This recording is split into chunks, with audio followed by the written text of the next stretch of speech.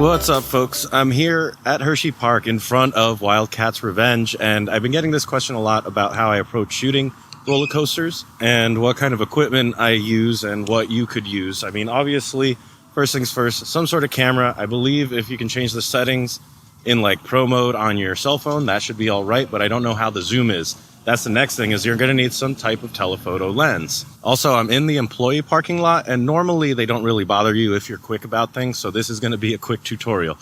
Me, right now, I'm using kind of a standard 70-300. There are fancier ones out there with more reach, and obviously that's going to get you more angles, more unique angles as you're kind of walking around a park and identifying, you know, can I get the first drop? Can I get certain elements? And that is exactly why I'm out here in a parking lot, because I can get this 0G stall right here and the first drop from a different angle than right, you know, beside it, parallel to it, within the park. So that's just the camera, the lens. The only other thing I have going on that might be unique to you is I'm using a circular polarizer, which helps with reflections off of the track from the sun. Now, as you can see, that's going to be an awesome shot. As you can see behind me, we got nothing but cloud cover, so we don't really have to fight the sun today. But normally, if it is a sunny day, you are working with the sun and trying to get the best lighting. And that is a skill that you just develop over time in identifying the best lighting. However, to get you started, camera, some sort of telephoto lens helps, and then maybe a filter, circular polarizer. So the next thing we'll talk about is settings. So normally, like this one is a variable aperture lens. So it starts at, what does it start at, like 4, and then work its way up to like 6 something. So it's, you know, there's some other telephoto lenses that are much heavier that get you a lower aperture, but honestly, I don't find any of that to be really helpful. A low aperture does not help really with roller coasters, because if you misfocus, you misfocus real hard.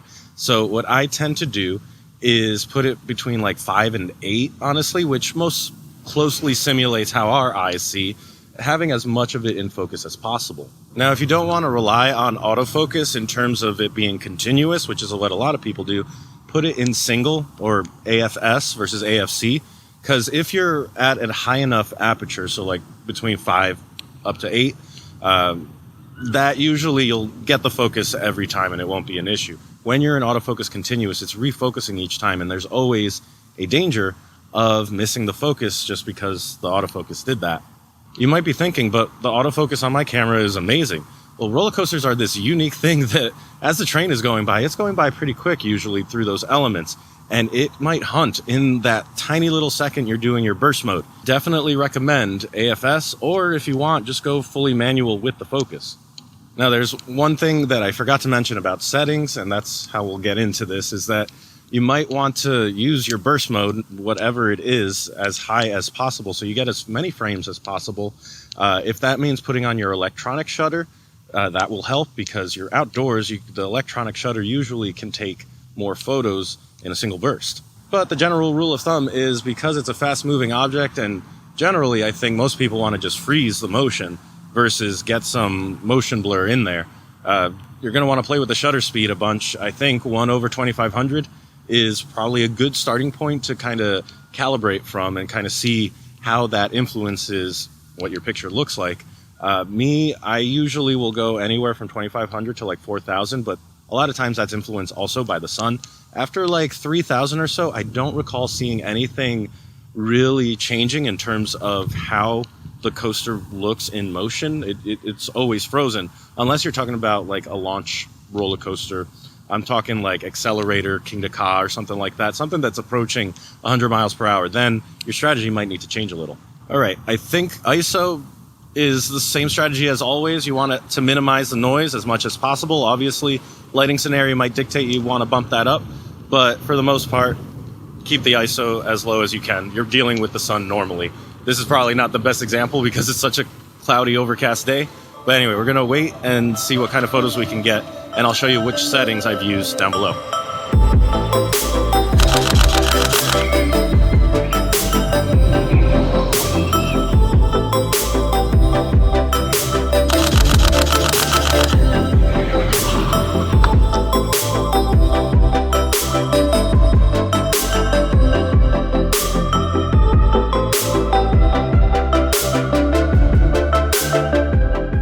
So that's kind of it. Just bump up that shutter speed, play with the lighting a little bit, play with your exposure a little bit between your f-stop and the ISO.